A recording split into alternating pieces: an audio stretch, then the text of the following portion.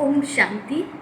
प्रजापिता ब्रह्मा कुमारी ईश्वरीय विश्वविद्यालय Rajyoga education and research foundation के अंतर्गत कृषि एवं ग्राम विकास प्रभाग ने आप सबके लिए एक सुंदर ट्रेनिंग कार्यक्रम का आयोजन किया है, जिसका विषय है यौगिक गृह वाटिका। आज इस ट्रेनिंग कार्यक्रम का दूसरा दिन है। कल आपने सुना यौगिक गृह वाटिका का महत्व क्या है और उसके लिए जमीन की तैयारी कैसे करते हैं। आज इस ट्रेनिंग कार्यक्रम के दूसरे दिन में आप सबका मैं तहे दिल से स्वागत करती हूँ। आइए इस आज के ट्रेनिंग कार्यक्रम को शुरू करें। उससे पहले 3 मिनट के लिए परमात्मा पिता की याद में बैठे आप सभी भी अपने इष्ट की आराधना करके उनसे आशीर्वाद प्राप्त करें।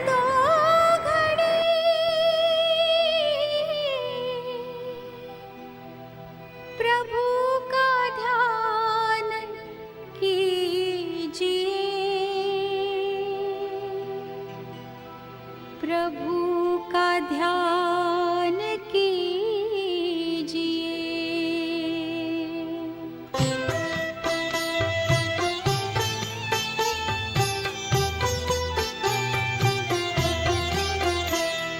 प्रेम से बस 2 घड़ी प्रभु का ध्यान कीजिए, अपनी अंतर आत्मा को शांति से भर लीजिए, शांति से भर लीजिए।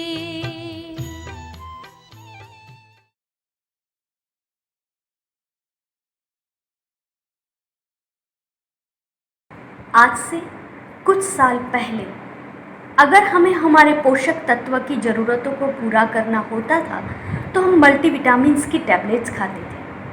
फिर लोगों में जागरूकता आई और अपने पोषक तत्व की ज़रूरतों को पूरा करने के लिए टैबलेट्स के बदले लोगों ने स्प्राउटेड और सलाद खाना शुरू कर दिया। लेकिन फिर एक बार समय ने करवट ली। छोटे से वायरस ने पूरी दुनिया को घुटने पर बिठा दिया है। ऐसे समय में न हमें सिर्फ स्वास्थ्य का सोचना है, लेकिन स्वास्थ्य के साथ साथ हमें सलामती और सलामत स्वास्थ्य का सोचना है। ऐसे समय में बाहर की सब्जियों पर आधारित ना रहते हुए हम खुद स्वनिर्भर होकर के अपनी साग सब्जियों का उत्पादन करें। इसी उद्देश्य से एक सुंदर ट्रेनिंग कार्यक्रम का आयोजन आप सबके लिए हुआ है। तो क्यों ना हम इस कार्यक्रम का पूरा लाभ उठाते हुए इसके महत्व को जानें। जरा सोचिए, अगर आपके घर में एक नींबू का पेड़ लगा हो तो वो एक नींबू के पेड़ का एक नींबू आपके दिन भर की ज़रूरत को पूरा कर सकता है। अगर आपने गुनगुने पानी में एक नींबू को निचोड़ करके शहद के साथ लिया तो वो आपके दिन भर की विटामिन सी की आवश्यकता को पूरा कर देता है। साथ ही साथ वो आपकी रोग प्रतिकारक शक्ति को भी बढ़ाता है। इन दिनों हमें जैसे तैसे करके साग सब्जियां प्राप्त तो हुई, लेकिन हमने नींबू की कमी को महसूस की। तब ये लगता है कि हमारा अपना उत्पादन हो, हमारा घर का हो, हमारे घर के लिए जो आवश्यक साग सब्जियां हैं वो हमारे किचन में हमारे ही बगीचे से आए, तो क्यों ना हम इसका पूरा लाभ उठा सकें। और इसलिए ये उक्ति सही मायने में सिद्ध होती है, एक अनार 100 बीमार। ओम शांति। आज के इस ट्रेनिंग कार्यक्रम की शुरुआत करें उससे पूर्व हमारे साथ मुख्यालय माउंट आबू से जुड़ रहे हैं भ्राता राजू भाई जी। आप कृषि एवं ग्राम विकास प्रभाग के उपाध्यक्ष हैं और आपकी ही प्रेरणा के बदौलत आज का ये सुंदर ट्रेनिंग कार्यक्रम का आयोजन हुआ है। मैं आपको आमंत्रित करती हूँ कि आप अपनी शुभ प्रेरणाएं हम सभी भाई बहनों के प्रति कहें। भ्राता राजू भाई जी। ओम शांति। ब्रह्मा कुमारीज के कृषि एवं ग्राम विकास प्रभाग द्वारा एक बहुत सुंदर प्रोजेक्ट आप सबके सामने ट्रेनिंग के रूप में रखा जा रहा है। यौगिक गृह वाटिका के नाम से इस ईश्वरीय विश्वविद्यालय से जुड़े हुए कुछ अनुभवी किसानों ने अपने घरों के छतों पर गमलों में, पुरानी बाल्टियों में बहुत सुंदर पौधे लगा करके अपने घर में ही ऐसी वाटिका बनाई। उनके अनुभवों को देख करके एक प्रेरणा प्राप्त हुई कि वर्तमान समय जब संकट काल का समय है, चारों ओर एक भय का वातावरण है। बाज़ार की सब्जियों को भी लोग लेना नहीं चाहते हैं क्योंकि भय है कहीं उसमें भी कोई वायरस न हो, कोई नुकसान न हो जाए। इसलिए चारों ओर के ऐसे वातावरण को देखते हुए इस प्रभाग ने त्रिदिवसीय ट्रेनिंग का कार्यक्रम आयोजित किया और यही लक्ष्य है कि हमारे देश के हर परिवार को अपने घर में ताज़ी सब्जियां प्राप्त हों, स्वनिर्भर बने, अच्छे फल भी प्राप्त हों, फूल भी मिल जाएं। तो उसके लिए एक बहुत छोटा सा प्रोजेक्ट जो आप सबके सामने प्रस्तुत किया जा रहा है, इसमें हमारे अनुभवी किसान जो अपने छतों पर ऐसी खेती कर रहे हैं, उसका मूल एक लक्ष्य रखा गया है कि अगर हम सब इस प्रकार की योग के प्रयोग द्वारा अपने घरों में कुछ खेती करें, माना अपने गमलों में भी कोई पौधे लगाएं, अपने घर के बीज जो हम सब यूज़ करते हैं उनको सुखा करके उनका पौधा तैयार करके अगर हम अपने ही छतों पर या अपने स्थान पर जहाँ पर भी थोड़ा बहुत स्थान खाली है, कुछ गमले रख कर के भी उसमें बहुत अच्छी मिट्टी और कुछ गोबर की खाद वगैरह डाल करके और उसमें बीज लगाते हैं तो हमें घर में ही बहुत सुंदर सब्जियां प्राप्त होती हैं। और अपने हाथों से उगाई हुई सब्जियों को जब घर में हम बनाते हैं तो उसका स्वाद, उसकी सुगंध हर एक आत्मा को बहुत आकर्षित करती है। इसलिए इस प्रोजेक्ट के अंतर्गत जो आप सबको ट्रेनिंग दी जा रही है, मैं आशा करता हूँ आप सभी बहुत ध्यान से इस बात को समझने का प्रयास करेंगे और केवल ध्यान देकर सुनेंगे ही नहीं लेकिन प्रैक्टिकल करके भी देखेंगे। आप खुद भी स्वनिर्भर हो जाएंगे और साथ साथ आपके घर में एक आध्यात्मिक वातावरण भी क्रिएट होगा। ये जो प्रोजेक्ट के अंदर 3 शब्द लिए गए हैं, यौगिक गृह वाटिका, तो मैं इन तीनों शब्दों के आधार से आज आप सबको 3 बातों के ऊपर ध्यान खिंचवाऊंगा कि अगर सभी 3 बातें सिर्फ ध्यान पर रखेंगे तो यौगिक वाटिका बहुत अच्छी से अच्छी आप अपने घरों में तैयार कर सकते हैं। वैसे हमारे एक्सपर्ट जो भी हैं, जो कर रहे हैं प्रैक्टिकल, वो आपको बहुत सारी बातें, खाद बनाने के तरीके, अगर कोई कीड़े लगते हैं तो उनको निरोगी बनाने के आपको सिखाएंगे। लेकिन मैं एक आध्यात्मिकता के रूप से कुछ बातें आपके आगे रखना चाहता हूँ, क्योंकि अगर हमारे घर का अच्छा वातावरण होता है तो बहुत स्नेह से आपस में मिलजुल करके हंसते बहलते हम अनेक परिस्थितियों को सहज पार कर सकते हैं।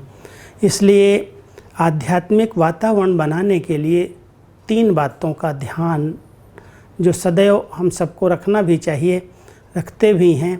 एक तो स्वयं से प्यार करना सीखें, दूसरा प्रकृति से प्यार करना सीखें और तीसरा जो प्रकृति पति परमात्मा है, जिसको परम पुरुष भी कहते हैं, उस परमात्मा से प्यार करना सीखें।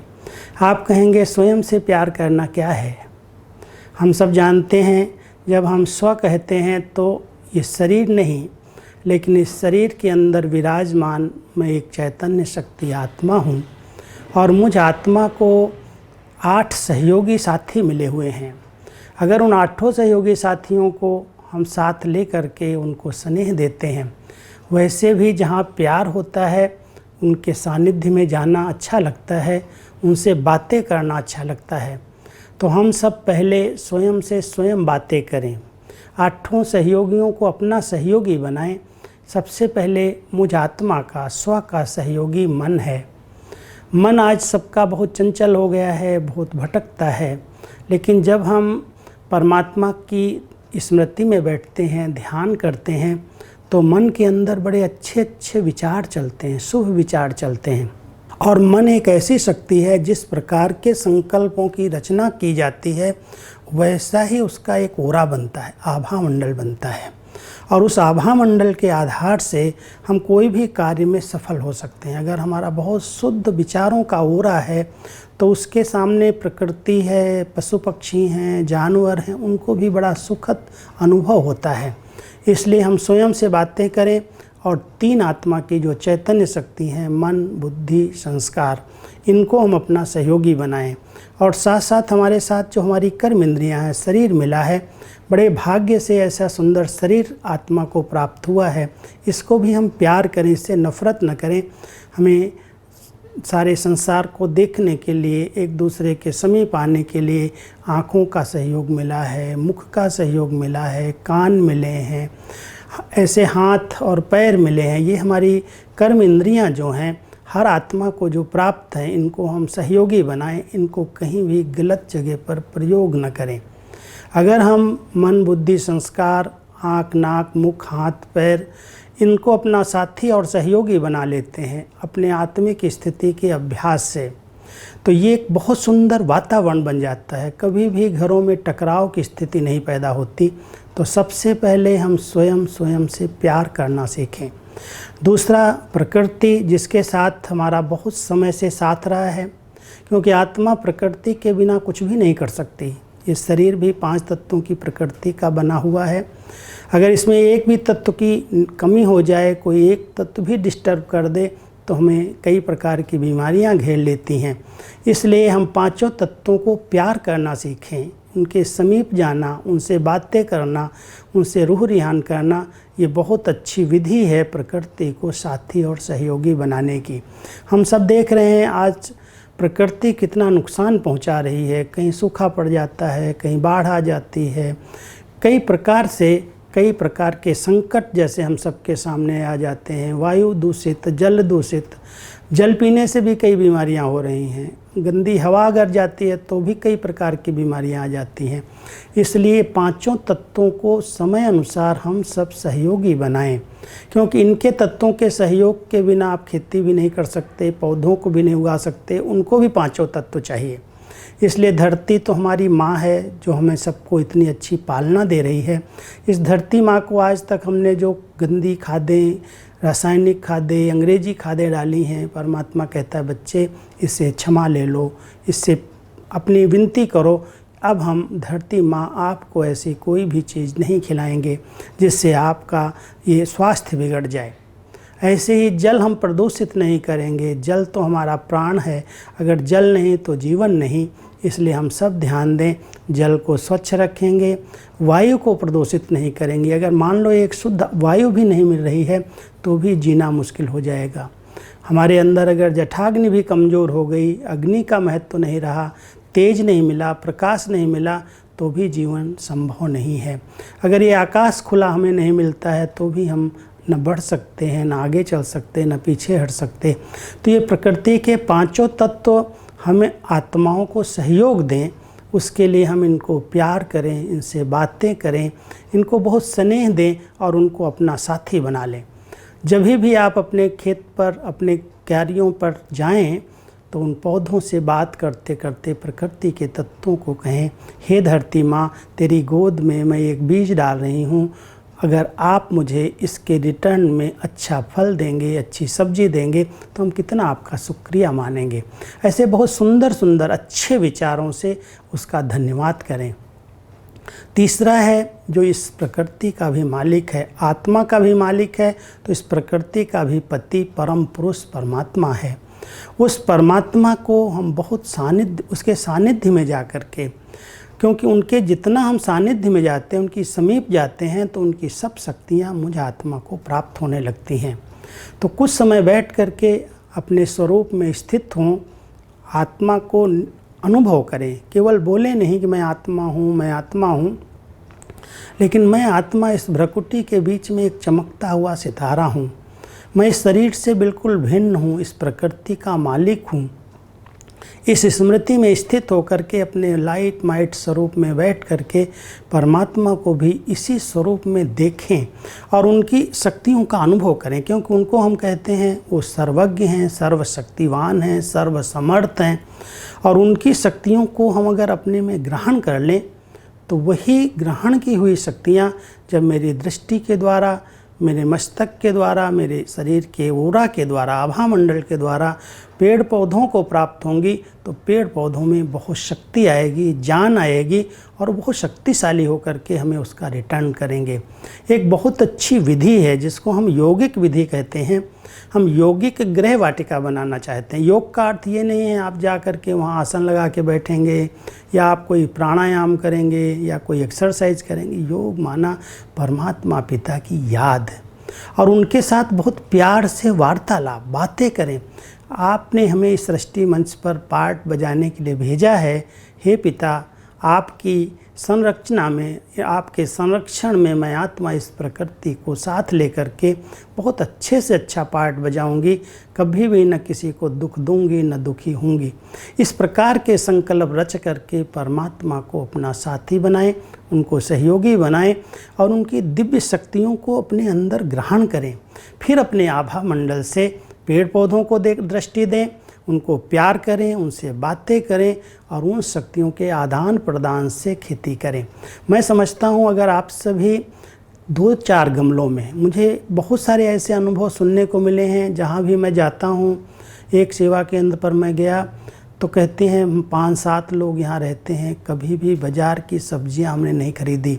हमने क्या करते हैं, मुझे अपनी छत पर लेके गए, बहुत छोटा सा स्थान छत पर था, बहुत वैरायटी अलग प्रकार की, कई गमले, जैसे हमारे पास ये रंग के डब्बे आते हैं वो डब्बे थे, प्लास्टिक की बाल्टियाँ थीं, मटके छोटे छोटे थे, जो भी उनके घर में प्लास्टिक में कोई चीज़ें आती थी सबको उन्होंने मिट्टी डाल डाल करके गमलों का रूप दिया था। टमाटर लगे हुए थे, भिंडी लगी हुई थी, बेल बढ़ाई थी, उस पर तोरियाँ थीं, लौकी थी, इतने बड़े बड़े पेठा लगे हुए थे। देख कर के मुझे इतना आनंद आया, इतनी खुशी हुई। हमने कहा कौन करता है? तो एक भाई था जो नियमित जाता था, उस पर पानी देता, थोड़ा उसका ध्यान रखता और बहुत अच्छी सब्जी रोज़ निकालता, पूरा परिवार खाता। कितना आनंद आता, ताज़ी सब्जी अपने हाथ से तोड़ी, बनाई, घर में खाई। तो इतना अच्छा हो सकता है अगर सब थोड़ा सा समय दें।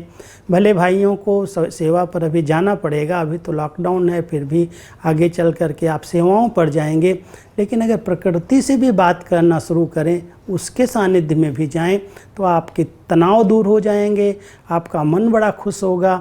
आपके बच्चे जो अनेक साधनों में, टीवी में, मोबाइल में सारा समय दे रहे हैं, वो भी जब जाएंगे तो खेत में फल देखेंगे, सब्जी देखेंगे, आनंदित होंगे और उनके भी अंदर आएगा कि मैं भी इनको प्यार करूं, प्रकृति को प्यार करूं, खुश होंगे, आनंदित होंगे। तो मेरी यही शुभ भावना है। इसी शुभ भावना के साथ ये 3 दिन की ट्रेनिंग का कार्यक्रम रखा गया है। कल की ट्रेनिंग के अंदर हमारे 7,000 भाई बहनों ने इसका फ़ायदा लिया।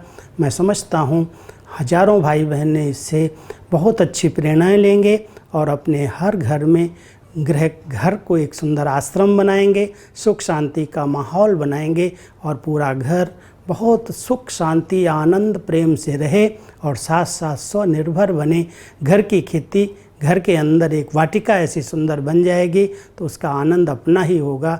ऐसी शुभ भावना के साथ मैं आप सबको बहुत बहुत मुबारक देता, धन्यवाद देता हूँ जो आप सभी बहुत इंटरेस्ट लेकर के इस पूरी ट्रेनिंग का लाभ ले रहे हैं और आगे भी इसको प्रैक्टिकल में अनुभव करेंगे। अपने घरों को एक सुंदर यौगिक गृह वाटिका बना करके सुख शांति आनंदमय जीवन जिएंगे, ऐसी शुभ भावना है। ओम शांति। किचन वेस्ट से कंपोस्ट बनाने की विधि, इस विषय को आज हम सब सुनेंगे। आज के विषय को क्लियर करने के लिए हमारे साथ जुड़े हैं भरूच गुजरात से व्राता महर्षि दवे। व्राता महर्षि दवे व्यवसाय से ब्रिश फार्म नाम की कंपनी में डायरेक्टर पद पर विराजमान है। ऐसे देखा जाए तो आपने पेट्रोकेमिकल्स इंजीनियरिंग किया है, उसके बावजूद बैक टू बेसिक के कॉन्सेप्ट को पकड़ते हुए आपने धरती के साथ जुड़ना पसंद किया। आप सही मायने में कृषि ऋषि है। इतना ही नहीं, गुजरात, महाराष्ट्र, कर्नाटक जैसे अनेक राज्यों में 10,000 से भी ज़्यादा किसानों को आपने मोटिवेट किया है, आपने ट्रेनिंग दी है। आपके साथ साथ आपके बेटर हाफ अंजलि दवे जी भी जुड़े हैं। आप भी भारत सरकार के ग्रामीण विकास के साथ जुड़े हुए प्रोजेक्टों में बहुत सफलता से कार्य करते हैं। हमेशा फील्ड में रहने की वजह से आपको हम सब की और महिलाओं की आवश्यकता के विषय में विशेष जानकारी है। भ्राता महर्षि दवे जी एवं अंजलि जी, आप दोनों का इस सत्र में हम स्वागत करते हैं। और अब आज के विषय को हम आप ही से जानते हैं कि कैसे किचन वेस्ट से कंपोस्ट बनाया जाता है। तो आइए सुनते हैं भ्राता महर्षि दवे जी से। नमस्कार, ओम शांति। जो पौष्टिक यौगिक होम गार्डन की जो यहाँ पे वेब सीरीज़ वेबिनार चल रहे हैं, उसी की श्रेणी में हम जो भी ये टॉपिक को कवर करेंगे वो है कंपोस्टिंग का। कंपोस्टिंग किस चीज़ का? जो रोज़मर्रा की सब्जियां हम यूज़ करते हैं हमारे किचन में, उसका जितना भी वेस्ट निकलता है उसका हम कैसे बहुत ही पौष्टिक कंपोस्ट हमारे खुद के किचन गार्डन के लिए बना सकते हैं, उस चीज़ को हम अभी कवर करेंगे। पर कंपोस्टिंग वाले टॉपिक में जाने से पहले हम एक चीज़ जो प्रैक्टिकल डिफ़िकल्टी हम खुद फेस कर रहे हैं हमारे किचन गार्डन को बड़ा करने में इस लॉकडाउन के अंदर स्पेशली, उसको हमने कैसे ओवरकम किया उस बारे में थोड़ा। जैसे कि हम जानते हैं कि हमारे घर में बहुत सारी चीज़ों के बीज मौजूद होते हैं। खड़े धना जो होते हैं, धनिया, उनसे उगा सकते हैं हम घर में। हमारे पास मेथी के बीज होते हैं, अगर हम वो मिट्टी में लगाते हैं तो उससे हमें मेथी मिल सकती है। वैसे ही बाज़ार से लाई हुई कुछ सब्जियां, मान लीजिए वाटरमेलन हुआ, मस्क मेलन हुआ, खरबूजा जो हम बोलते हैं, ककड़ी हुआ, इनके जो बीज होते हैं वो भी हम मिट्टी में लगा के उससे हम अपना किचन गार्डन शुरू कर सकते हैं। तो जैसे कि आप देख रहे हैं, मैंने यहाँ पे मस्क मेलन के सीड्स सुखा के धूप में रख लिए हैं और उनसे ये खरबूजे के सैपलिंग्स तैयार करे हैं। जब ये थोड़े बड़े हो जाएंगे साइज में तो इनको बड़े मटके में ट्रांसप्लांट करके हम खरबूजे के पौधे तैयार करेंगे। तो ये लॉकडाउन में जब हमें सीड्स नहीं मिलते, हम बाज़ार में जा ही नहीं सकते, ना ही दुकानों में दुकानें खुले होती है। हम अभी ऑरेंज जोन में हैं और ऑरेंज जोन में एक्चुअली सीड्स की दुकानें खुल रही है, पर वहाँ पे सीड्स अभी एक्चुअली ट्रांसपोर्टेशन की कमी की वजह से पहुँचे नहीं हैं। तो ये जो प्रैक्टिकल डिफ़िकल्टीज़ है उसको हम बाज़ार में से जो भी ग्रीन चिली लाते हैं या बैंगन लाते हैं, तो सीड्स अलग करके, थोड़े से सीड्स अलग करके सुखा के उसके हम सैपलिंग्स तैयार कर सकते हैं। अभी हम बात करेंगे पौधों में न्यूट्रिएंट्स के बारे में। तो उसके लिए हम तैयार कर रहे हैं घर में ही कंपोस्ट। जैसे कि आपने सुना होगा कि हम पौधों में खाद डालते हैं जिनसे उनको न्यूट्रिएंट्स मिलते हैं, वैसे ही वर्मी कंपोस्ट एक होता है। शायद अभी सब जगह वो अवेलेबल नहीं होगा, इसलिए हम घर में ही खाद बनाएंगे। एक खाद का क्यों इतना महत्व है? खाद का महत्व इसलिए है, जैसे हमारा शरीर चलने के लिए भी हमें पोषक तत्व चाहिए। हमारे शरीर में मेन पोषक तत्व की जो ज़रूरियात होती है वो है प्रोटीन, कार्बोहाइड्रेट, विटामिन, मिनरल्स। वैसे ही कोई भी एक पौधा हो, उसके पौधे के शारीरिक तत्वों में आता है नाइट्रोजन, फॉस्फोरस और पोटेशियम। तो हम जो भी सब्जियां बाज़ार से खरीद के लाते हैं, वो किसान ने जहाँ पे भी उसको उगाई होगी वहाँ पे बहुत सारा अच्छा खाद इस्तेमाल करके नाइट्रोजन, फॉस्फोरस, पोटेशियम वो पौधे ने अपने अंदर लिया होगा उस ज़मीन में से, और उसके जो भी छिलके हैं, जो भी किचन वेस्ट है, उसमें ये सारे तत्व अभी भरपूर भरे हुए हैं। तो उसको अगर हम कंपोस्ट के अंदर डालते हैं, कंपोस्टिंग उसी का करते हैं, तो हमारे कंपोस्ट में भी ये सारे न्यूट्रिशन जो है वो बहुत ही अच्छी मात्रा में होंगे और हमें बाहर से कोई न्यूट्रिशन डालना नहीं पड़ेगा कंपोस्ट के अंदर। सो एक बहुत ही अच्छी इकोसिस्टम को हम एक पुश देंगे, जिसमें हम किचन वेस्ट को हम खाद बना रहे हैं, उसी खाद से हम वापस किचन गार्डन बना रहे हैं, उसी से सब्जियां ले रहे हैं और उसी को फिर से हम खाद बना रहे हैं। तो एक सेल्फ सस्टेनेबल हम एनवायरमेंट फ्रेंडली इकोसिस्टम बना देंगे। तो अभी हम देखते हैं कि इस कंपोस्ट को हम तैयार कैसे करें। जो खाद का अभी महत्व हमने जाना कि इतना महत्वपूर्ण है हमारे सिस्टम के लिए और प्लांट्स के लिए, अब वैसे ही हम उसको तैयार कैसे करें।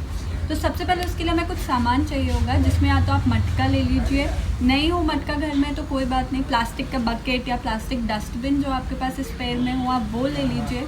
उसमें मटके में आपको कुछ छेद करने होंगे, कुछ होल्स बनाने होंगे जो आप स्क्रू पेचकस की मदद से बना सकते हैं। जैसे यहाँ पे आप देख रहे होंगे तो थोड़ी थोड़ी दूरी पे होल्स किए गए हैं। इस मटके को देखिए तो यहाँ पे भी काफ़ी होल्स किए गए हैं। इसके नीचे भी एक होल किया गया है बीच में।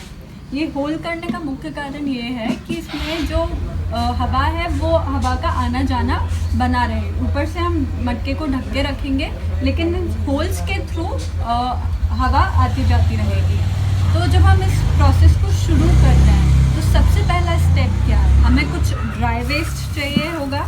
जैसे कि आप देख रहे हैं ये गार्डन का सूखा कचरा है। तो जैसे मेरे पास ये सूखा कचरा गार्डन से अवेलेबल है, बहुत जगह नहीं ड्राई वेस्ट होता है गार्डन का। उस केस में आप कोकोपीट का इस्तेमाल कर सकते हैं।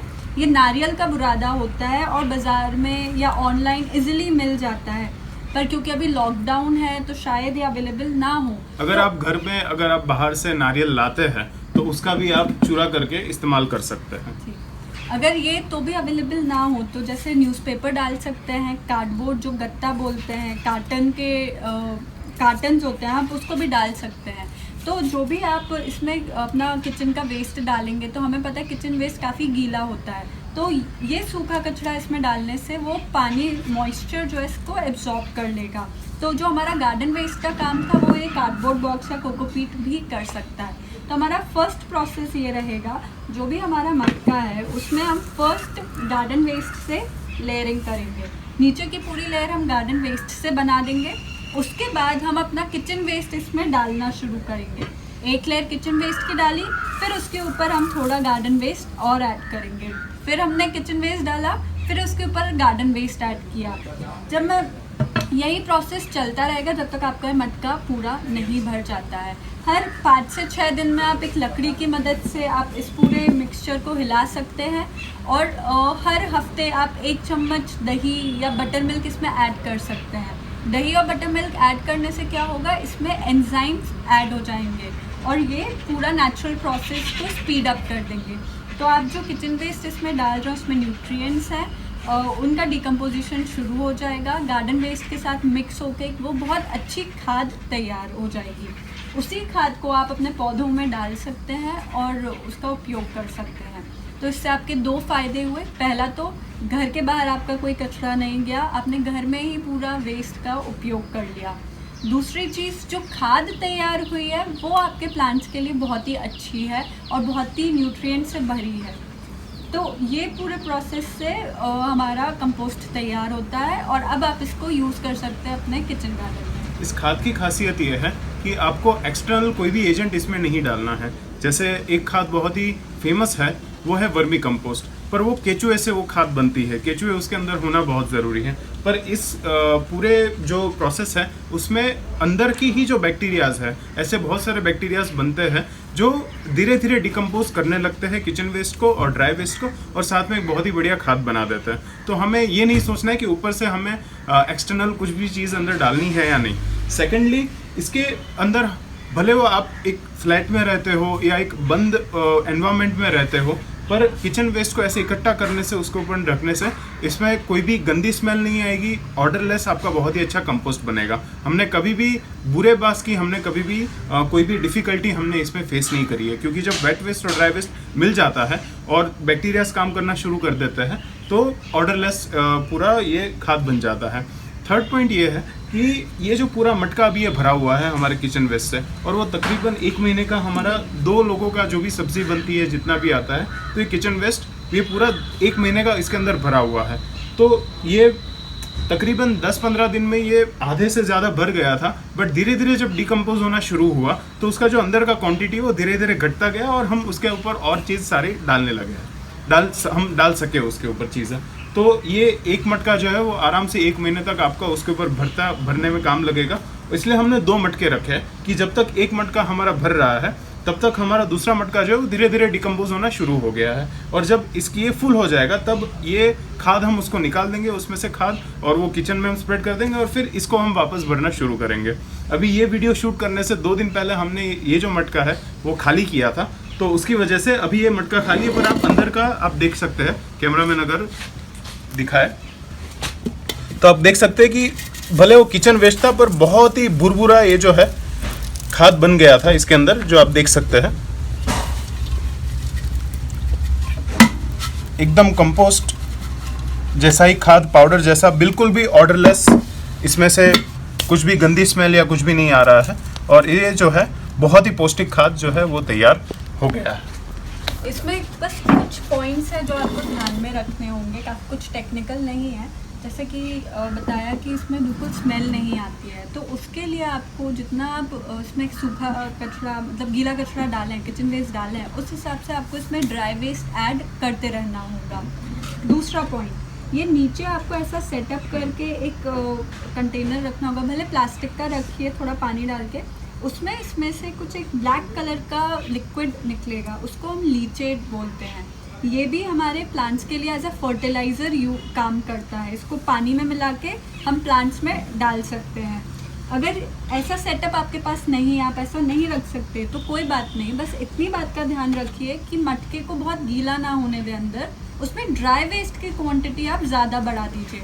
तो अगर ड्राई वेस्ट ज़्यादा होगा तो वो पूरा मॉइस्चर अंदर ही सोख लेगा और ऐसा कुछ लिक्विड नहीं निकलेगा। तीसरी बात, अगर कंटेंट आपका लिक्विड कंटेंट ज़्यादा है तो स्मेल आ सकती है, इसलिए ड्राई वेस्ट को आप डालते रहिए। हर 3-4 दिन में आप चेक करिए और उस हिसाब से आप अपना ड्राई वेस्ट ऐड करिए। इतने कुछ पॉइंट्स है जो मेन है। और जो कंपोस्ट जब एक बार मटका फुल हो जाता है तो आपको उसमें और कचरा ऐड नहीं करना है, और 1 महीने के लिए 30 to 45 डेज़ के लिए आपको अपना मटका साइड में रख देना है। और उस दौरान आप इसमें कुछ भी नया कचरा ऐड ना करें। जैसे कि बताया, नए मटके में आप अपना नया कचरा ऐड करते जाएं। फिर इसको भी भरने में कुछ 1 महीना लगेगा। उस दौरान इस मटके का कचरा डिकम्पोज होके खाद के रूप में तैयार हो जाएगा, जो आप डायरेक्टली यूज़ कर सकते हैं। अगर आपका परिवार अगर बहुत बड़ा है और उसमें ज़्यादा लोग हैं और आपका जो कंजम्पशन है वेजिटेबल्स का वो ज़्यादा है, तो आप ज़्यादा मटके भी बाजार से खरीद सकते हैं, या बड़ा साइज़ का मटका ले सकते हैं जो आपकी जो नीड्स है उसको वो अकोमोडेट कर पाए। एक इतना लगभग अंदाज लेके मानते हैं कि एक इंसान या 2 इंसान का परिवार है तो कम से कम 500 ग्राम से 700 ग्राम जैसा किचन वेस्ट जनरेट होगा एक दिन में।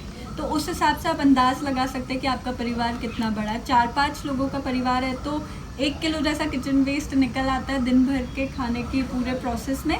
बट उतना आप उस मटके में उस हिसाब से आप साइज़ लीजिए, उसमें आप डालिए, वो धीरे धीरे डिकम्पोज होके खाद बनेगा।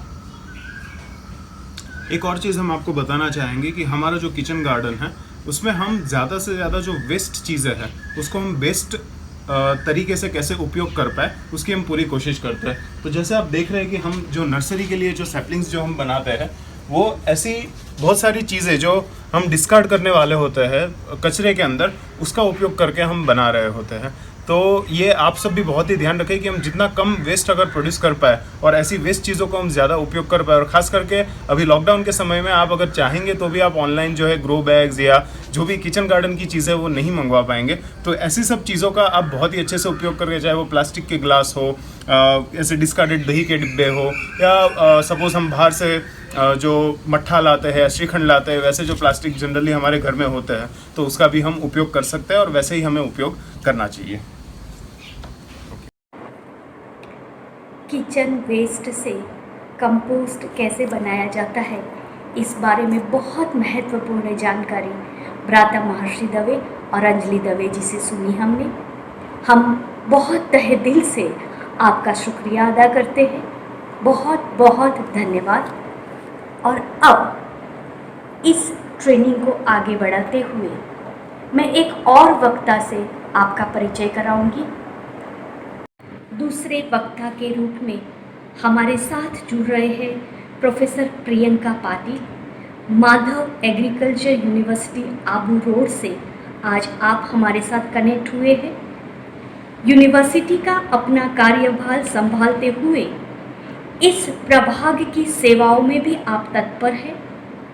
आपने एक विशेष प्रोजेक्ट पे काम किया है कि फसलों के द्वारा किसान की आय को कैसे बढ़ाया जा सकता है, जिसमें आपने काफ़ी सफलताएं प्राप्त की है।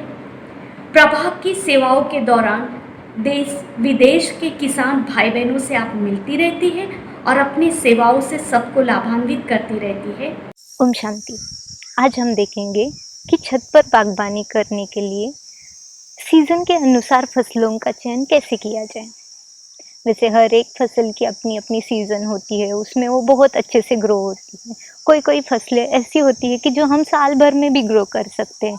तो आज हम यही देखेंगे कि कौन सी फसलें हैं जो हम कम से कम समय में ले सकते हैं, कौन सी ऐसी फसलें हैं जिनको फल आने में थोड़ा ज़्यादा समय लगता है। तो पहले ऐसी फसलें हम देखेंगे कम से कम समय में आने वाली सब्जियां, जैसे कि पालक, धनिया, मेथी, पुदीना, साग, हर प्रकार का साग जो बहुत कम समय में आ जाते हैं और हम उसे बहुत सहजता से उसको ग्रो कर सकते हैं। फिर और ये 1 से 1.5 महीने में हमें अवेलेबल हो जाएंगे। फिर दूसरे हैं जिनको फल आने में 2 से 2.5 महीने, माना थोड़ा ज़्यादा समय लगता है। उसमें जैसे टोमेटोज़, बैंगन, मिर्च, शिमला मिर्च, कुकुम्बर, माना ककड़ी, या फिर दूधी, करेला, ये सारी चीज़ें जिनको फल आने में 2 से 2.5 महीने लगते हैं, ये वाली फसलें जिनको हम कहेंगे लॉन्ग टर्म वेजिटेबल्स। अब हम शुरुआत करते हैं। जैसे कि हमें पता है 3 सीज़न होते हैं।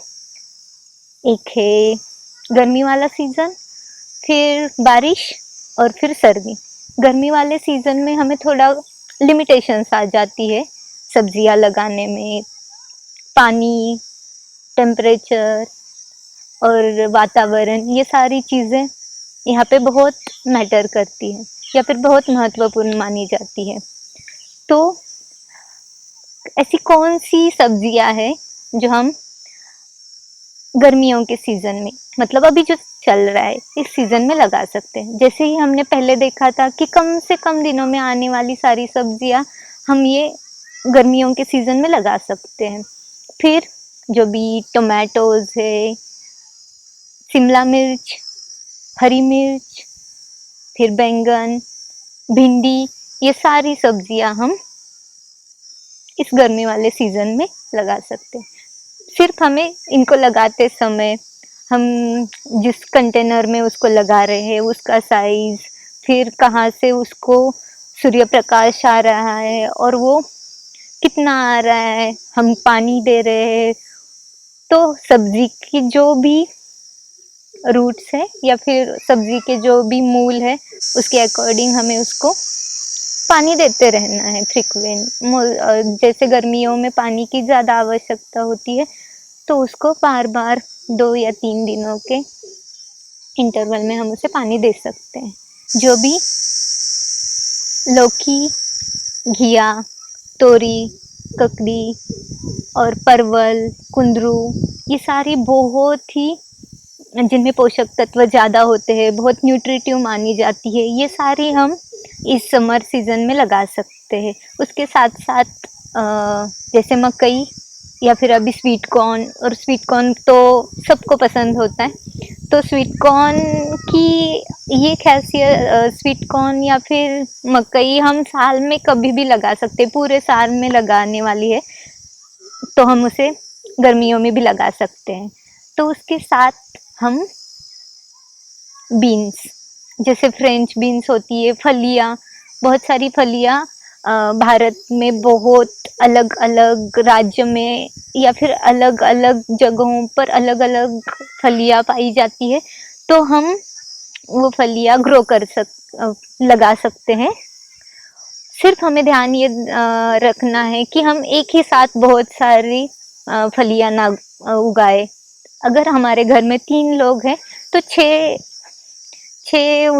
पौधे हैं या फिर 6 बेल उनकी लगा सकते हैं। और हमें ये ध्यान रखना है कि हमें पूरे साल भर अगर प्रोडक्शन लेता रहना है तो हमें 2-2 हफ्तों का इंटरवल रखना है ताकि हम साल भर उसका प्रोडक्शन ले सकें। फिर उसके बाद आएगी ऐसी सब्जियां जो हम रेनी सीज़न या बारिश के मौसम में लगा सकते हैं। बारिश के मौसम में पानी की उपलब्धता बहुत होती है, तो ये सीज़न बेस्ट सीज़न होता है, जैसे छत पर बागबानी करने के लिए, या फिर हम अपना गृहवाटिका या फिर किचन गार्डन कुछ भी कहे, उसके लिए रेनी सीज़न या बारिश का मौसम सबसे बेहतर है। और जो भी सारे लौकी, तोरई, परवल, कुंदरू, जो भी ये बेल वाली फसलें हैं, ये बारिश के मौसम में बहुत अच्छी आती है। उसमें हमें ज़्यादा एफर्ट देने की ज़रूरत नहीं होती है। और फिर साथ में भिंडी, टोमेटोज और मिर्च, बैंगन, ये भी हम बारिश के मौसम। वैसे बारिश का सीज़न बहुत अच्छा होता है, इसमें बहुत सारी सब्जियां लगाने का हमारे पास चॉइस होता है, या फिर हम इसमें बहुत सारी सब्जियां लगा सकते हैं। फिर है सर्दियों का सीज़न। सर्दियों के सीज़न में हम गाजर, बीटरूट, मूली, पत्ता गोभी, गाठ गोभी, फूल गोभी, ब्रोकोली, मटर और आलू, बहुत सारी सब्जियां हम सर्दियों में उगा सकते हैं। अब हम देखेंगे कि ऐसी कौन सी सब्जियां है जो हम पूरा साल भर ले सकते हैं, मतलब उनको सीजन का या फिर जो भी वातावरण बदल रहा है उसके अकॉर्डिंग वो बदलती नहीं है, मतलब हम उन्हें पूरा साल भर उगा सकते हैं। उसमें है पहले तो धनिया, फिर पुदीना, फिर टोमेटोज, मकई या स्वीट कॉर्न, फिर बीन्स। ऐसी अलग अलग प्रकार की बीन्स है जो अलग अलग सीजन में, और ऐसी बहुत सारी बीन्स है जो पूरे साल भर हम लगा सकते हैं। सिर्फ ध्यान इतना देना है कि एक ही साथ में बहुत ज़्यादा बीन्स नहीं लगानी है, पूरे साल भर हमें फलियां खाने को मिले। इसलिए जैसे भी हमने पहले डिस्कस किया कि 2-2 हफ्ते के इंटरवल के बाद हम उसे लगा सकते हैं। ऐसी भी सब्जियां हैं जो हम घर के अंदर लगा सकते हैं, जैसे पालक, फिर धनिया, तुलसी, पुदीना, चेरी टोमेटोज और मिर्च। अब हम देखेंगे कि कोई कोई ऐसी औषधि वनस्पतियां होती है जो हम छत पर हम सहजता से उन्हें उगा सकते हैं। जैसे पहले ही हमने देखा था कि तुलसी, पुदीना, हालांकि ये हर घर में होता है जो बहुत गुणकारी भी है। उसके साथ साथ हम सिट्रोनेला, फिर सुआ, फिर ब्राह्मी, ऐसी बहुत सारी औषधि वनस्पतियां जो बहुत कम जगह में आती है और जो बहुत लाभदायक होती है, और जिन्हें हम घर के अंदर भी उगा सकते हैं। हम छत पर बागबानी कर रहे हैं और हमारे छत पर फूल ही ना हो, ऐसे हो ही नहीं सकता। वैसे बहुत सारे घरों में बहुत सारे फूलों के पौधे होते हैं, जैसे रोज या फिर गुलाब, शंखपुष्पी, सेवंती, गेंदा, जासवन और हरसिंगार। ये ऐसे फूल है जिनके हम ड्रिंक्स बना सकते हैं, जिनको हम सलाद या फिर जिनके फूल हम खा सकते हैं। तो हम उसको लगा रहे हैं और हम उनको यूज भी कर रहे हैं, तो ये एक बेस्ट ऑप्शन है। और जो जिनके अंदर बहुत सारे विटामिन, बहुत सारे न्यूट्रिएंट्स, बहुत सारे पोषक तत्व भी होते हैं, और जो बहुत सारे डिसीजेस को भी हील करते हैं। और सबसे महत्वपूर्ण बात कि अगर हमारे छत पर बहुत सारे फूल हैं तो मधुमक्खियाँ और भी भौरे और बहुत अच्छे अच्छे मित्र कीटक आ जाएंगे, जो हमारे छत के ऊपर जो भी हमने बाकी सब्जियां लगाई है उनके ऊपर आने वाली कीट का कंट्रोल करने में हमें मदद करेंगे। ये हम देखेंगे। साथ ही साथ हम एक जो भी सब्जियां लगा रहे हैं उसके साथ कौन सी ऐसी सब्जी उगाए ताकि उत्पादन भी बढ़े, और ऐसा कौन सा क्रॉप लगाए जो उसके साथ वो बहुत अच्छे से ग्रो हो जाएगा, या फिर वो उसके ऊपर आने वाले कीट या रोग उनको कम कर दे या फिर वो आने ही ना दे। यस, इसको बोला जाता है कंपेनियन क्रॉपिंग। तो हम अब देखते हैं कि ऐसे कौन से क्रॉप, ऐसी कौन सी सब्जियां हैं जो एक दूसरे के साथ रहना पसंद करती है, जो एक दूसरे के साथ उगाते हैं तो उनका फ्लेवर, उनका उत्पादन बढ़ता है। तो जैसे हम टोमेटोज लेते हैं, टोमेटोज के साथ हम मिर्च लगा दे और उनके साथ अगर हम गेंदा लगा दे और तुलसी, तो ये क्या करेगा, टोमेटोज का जो फ्लेवर है वो भी बढ़ा देगा। टोमेटो के ऊपर जो रस चूसने वाली कीट आती है उनको भी वो आने नहीं देगा, या फिर उन कीटों को वो विकर्षित कर देगा। और गेंदा क्या करता है, आकर्षित करता है बहुत सारे मित्र कीटकों को, और जो अपनी फसलों पर या फिर जो अपनी टोमेटो या फिर मिर्च इनके ऊपर जो आती है कीट जो रस चूसने वाली होती है वो उनको खा लेते हैं और एक बहुत अच्छा सा वातावरण निर्माण करते हैं। इसको बोला जाता है सूक्ष्म वातावरण की निर्मित, जिसके कारण हमारे जो भी फसल हम लगा रहे हैं, जो भी सब्जियां हम उगा रहे हैं, वो उनका एक बहुत अच्छा वातावरण निर्माण हो और वो बहुत अच्छे से ग्रो हो जाए और बहुत हमें अच्छा प्रोडक्शन मिल सके। जैसे टोमेटोज के साथ हमने अभी देखा गेंदा लगा सकते हैं, मिर्च लगा सकते हैं, शिमला मिर्च लगा सकते हैं हम, उसके साथ मकई या स्वीट कॉर्न भी लगा सकते हैं, और लौकी हो, ककड़ी, पेठा, कद्दू, स्ट्रॉबेरीज, ये ऑप्शंस रहते हैं, ये हम लगा सकते। जैसे टोमेटो के साथ हम गेंदा, मिर्च, शिमला मिर्च, फिर लौकी या फिर कद्दू, ककड़ी, स्ट्रॉबेरीज और कोई भी सब्जी, साथ में हम बीन्स भी लगा सकते हैं, है ना, फलियां। ठीक है। बेस्ट एग्जाम्पल देने के लिए अगर बोला जाए तो टोमेटोज, मिर्च, फिर फलियां, गेंदा। जैसे हमने बीच बीच में गेंदा बहुत सारे अच्छे कीटकों को आकर्षित करता है, तुलसी बहुत सारे जो खराब कीटक होते हैं या फिर सब्जियों को डैमेज करने वाले या फिर सब्जियों का नुकसान करने वाले कीट होते हैं, उनको दूर भगाते हैं। ऐसे पौधों को स्ट्रेटेजिक प्लांट्स बोला जाता है। तो स्ट्रेटेजिक प्लांट्स में बहुत सारे, स्ट्रेटेजिक प्लांट्स में क्या क्या आते हैं? स्ट्रेटेजिक प्लांट्स में है सूरजमुखी, गेंदा, तुलसी, धनिया, गाजर, तिल, सौंफ, लोबिया या फिर फ्रेंच बीन, क्राइसेंथेमम।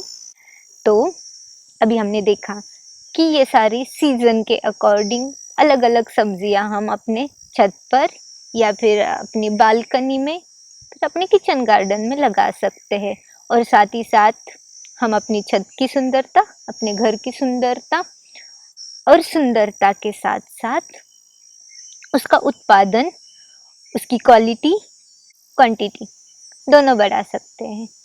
ओम शांति। Thank you. Sister Priyanka ji, बहुत दिल से आपके लिए धन्यवाद निकलता है, बहुत बहुत धन्यवाद। और अब जब ये ट्रेनिंग अपने दूसरे दिन के अंतिम चरण में है, तब एक बहुत महत्वपूर्ण बात आपसे करना चाहूँगी। बहुत प्रचलित शेर है, अब मैं रासन की कतारों में नजर आता हूँ, अपने खेतों से बिछड़ने की सजा पाता हूँ। भाइयों बहनों, इस महामारी के दौरान ऐसी कतारों से हम सब अवगत हैं, लेकिन अब सोचने की नहीं, अब करने का समय है, अब जागने का समय है और अब जाग करके आगे बढ़ने का समय है। मैं आप सबसे कहूँगी, ये कोई साधारण विषय नहीं है। आपने आज तक देखा कि गृह वाटिकाएं तो बहुत लोग बनाते हैं, लेकिन इससे भी आगे बढ़ करके इस गृह वाटिका में योग का प्रयोग करके हम कैसे उसे पोषक तत्वों के साथ साथ समृद्ध फल बना सकते हैं, इस विषय में विशेष कार्यवाही इस प्रभाग के द्वारा की जा रही है। मैं आप सबसे निवेदन करूंगी कि सिर्फ ये सुनने वाली ट्रेनिंग नहीं है, ये ट्रेनिंग वह है जो हमारे आने वाले भविष्य को, हमारे आने वाली पीढ़ी को एक दिशा देगा। ऐसे कहा जाता है कि 2040 का जो वर्ष होगा तब हमारी जनसंख्या 171 करोड़ को क्रॉस कर चुकी होगी, हमारी ज़मीन यही होगी। तब आप सोचिए कैसे हम लोगों का पेट भरेंगे, कैसे हमारे किसान खेती करेंगे और कैसे लोगों का पेट भरेंगे। आज फिर हमें कुछ ऐसी टेक्निक्स पैदा करनी होगी, हमारे परिवार को, हमारे बच्चों को कुछ ऐसा देना होगा ताकि वो भविष्य में स्वनिर्भर बन करके अपने स्वास्थ्य को सलामत रख सके। इसलिए मैं आप सबसे तहे दिल से धन्यवाद करती हूँ कि आप हमारे साथ जुड़े और आज की ट्रेनिंग को सफलतापूर्वक किया। लेकिन भूलना मत, कल भी आपके लिए अंतिम दिन, लेकिन वो अंतिम नहीं है, तीसरा दिन है और आपकी गृह वाटिका का वो पहला दिन है। आप हमारे साथ इसी समय पे जुड़िए और हम आपको आगे के विषय से अवगत कराएंगे। ओम शांति। सचमुच एक किचन गार्डन प्रोजेक्ट हमारे जीवन में एक नवीन उमंग उत्साह भरने वाला प्रोजेक्ट है।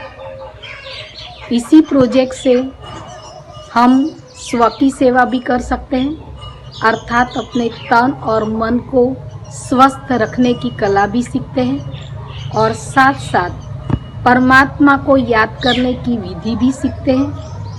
प्रकृति और पौधों से कैसे प्यार से बात करें ये भी इससे हम सीख सकते हैं। तो स्व की भी, तन मन की भी सेवा होती है और साथ साथ प्रकृति की भी सेवा करने का ये सुअवसर हमें इससे प्राप्त होता है।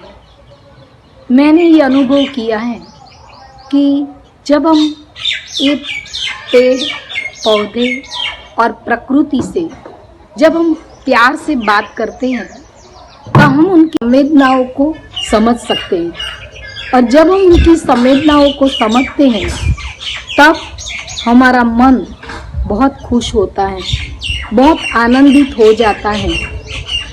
मैंने देखा कि जब हम परमात्मा को याद करते हैं और इन पेड़ पौधे से बातें करते हुए उन सब्जियों को लेने के लिए हम जो मेहनत करते हैं तो अपनी मेहनत का भी ये त्रिवेणी संगम होता है और उससे जो फल प्राप्त होता है उसे देखकर हमारा मन हर्षाता है। और ये उनकी विशेषता रहती है ये सब्जियों की कि ये शुद्ध, सात्विक, पौष्टिक, गुणवत्ता वाला तो होता ही है, लेकिन साथ साथ इसमें जो खुशबू होनी चाहिए वो भी हम अनुभव करते हैं और ये सब्जियां लंबे समय तक रह पाती हैं। जैसे मैं दिखाऊं कि ये जो आलू है वो 1 मास पहले निकाला हुआ है लेकिन आज भी उसकी फ्रेशनेस है। ये टमाटर है 1 सप्ताह पहले निकाला हुआ है पर उसकी फ्रेशनेस आज भी है, तो उसकी गुणवत्ता बनी रहती है क्योंकि उनका जो पैदाइश है वो एक हमारी मेहनत है, हमारे श्रेष्ठ संकल्प है, परमात्मा की शक्तियों का उसमें आदान प्रदान है और उन पौधों से जो प्यार मिला है उसका फल स्वरूप ये शुद्ध, सात्विक और पौष्टिक सब्जियां हमें प्राप्त होती हैं। और इन्हीं सब्जियों को जब हम खाते हैं तो हमारा मन खुशहाल बन जाता है, स्वस्थ हो जाता है, तन निरोगी बनता है, हम निर्भय बनते हैं। बाहर की सब्जियों से हमें भय रहता है लेकिन इससे हम निर्भय बनते हैं। सचमुच एक स्व की सेवा का, प्रकृति की सेवा का ये हमें मौका मिला है और इससे हमारे घर का वायुमंडल भी शुद्ध, पवित्र और शांत बन जाता है। तो ये एक सेवा का सुअवसर प्राप्त होता है। सोना उगले सुबह का सूरज, चांदी बरसे रातों में, मन भावन वो स्वर्णिम भारत, मन भावन वो स्वर्णिम भारत, आन बसा है आँखों में। सोना उगले सुबह का सूरज,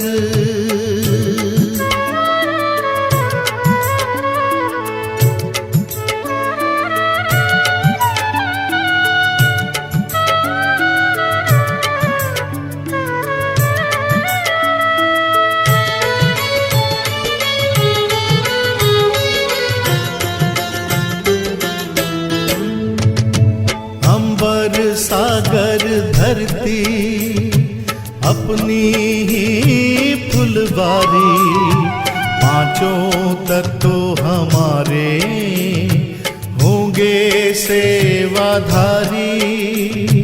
अंबर सागर धरती अपनी ही फुलवारी, पांचों तत्व हमारे होंगे सेवाधारी। हंसते गाते मौसम बजते, हंसते गाते मौसम बजते, घुंघरू से बरसातों में। सोना उगले सुबह का सूरज,